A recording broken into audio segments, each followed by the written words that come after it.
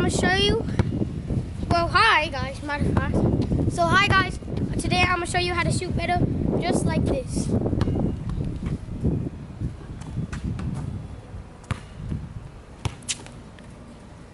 So here's one easy way you could learn how to do that.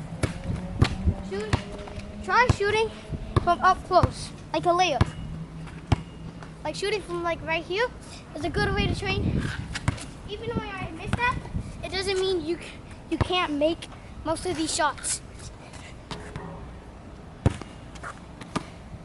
And another way is by getting cones and putting them around the court, showing people where to shoot, or showing you where to shoot. And every time you don't miss, every time you miss, you just shoot from there again. Every time you make it, you switch to the other spot, just like this.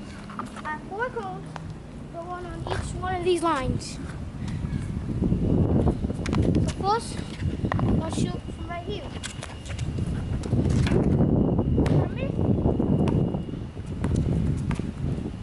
I'm gonna shoot from there again. But look, if I make it, I can move from right there to here. And boom. I will make it. But it's alright. So see you guys next time. Bye.